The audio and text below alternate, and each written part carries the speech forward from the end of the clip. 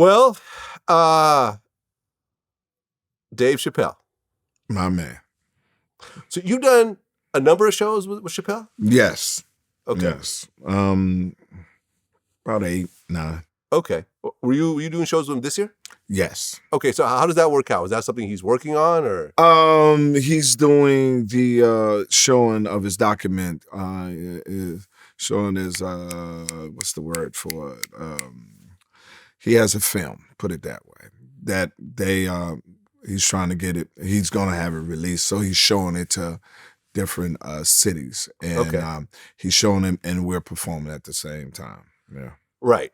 And a lot of people are saying that with this new stand-up, like Faison Love said this, that with this new stand-up, and Faison has always been kind of very realistic about Dave.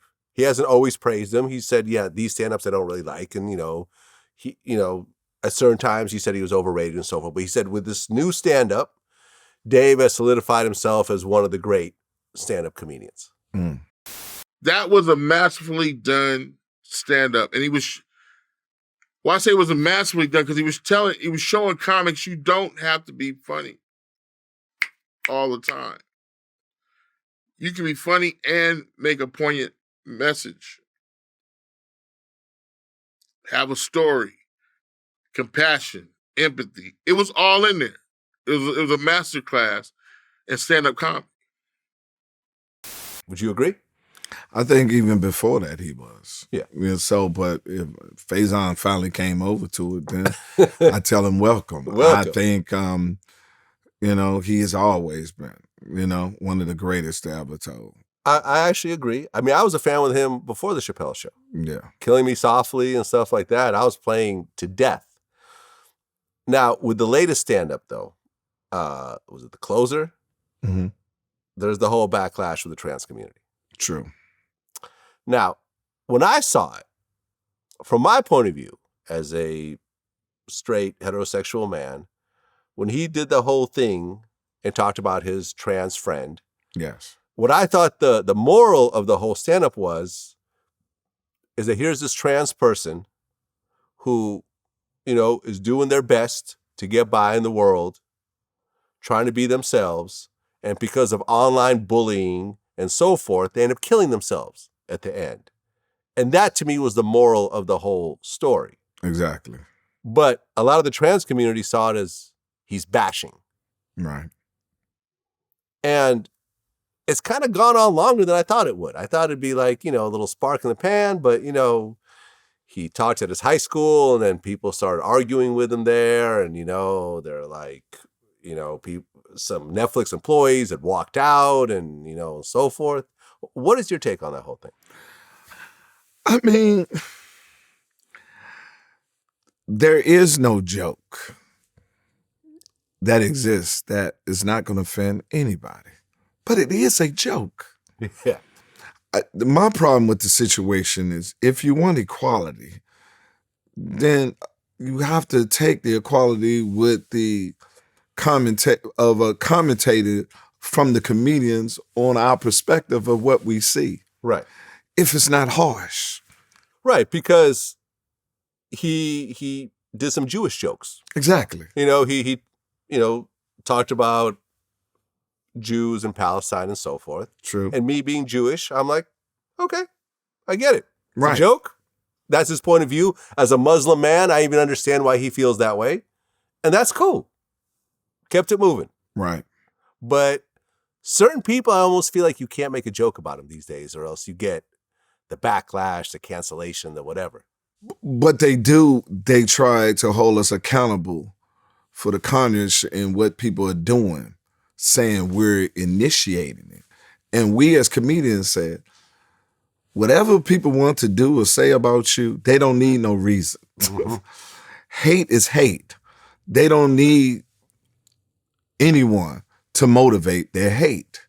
We're comedians. And the last thing I would say, you really have to look yourself in the mirror to find, in my humble opinion, that you allow a clown to assault you, to allow somebody that don't know you assault you. Yeah. It's just that simple. You cannot assault me. I don't care what you think if you don't know me, because I give no value to your thought process because you're coming from a place of ignorance because you don't know me. Now, if you know me and we know each other and you have that opposition, then it could hurt me. Yeah. I'll be upset. Yeah. Why I would feel you on Vlad that. think that about me? And me and Vlad was cool. Right. We was this and that. We done had this conversation. I'm going to pick up the phone and say this. Yeah. I mean, when I've had friends turn against me, especially publicly, that hurt my feelings. Yes. But when I had a whole bunch of other motherfuckers, whatever. Whatever. Right. It is what it is. I mean, because Damon Wayans said that Dave Chappelle freed the slaves with his comedy. What he was saying metaphorically, slavery of the mindset that you feel that you can't say what you truly feel. Certain people write jokes for controversy. Certain people write their truth and it calls for some reason to be controversial. And, what he's telling is to the rest of the comedians is, you slaves, stop sitting down here second guessing your joke. If you're true to it and you believe it's funny, then let it release and stand on it.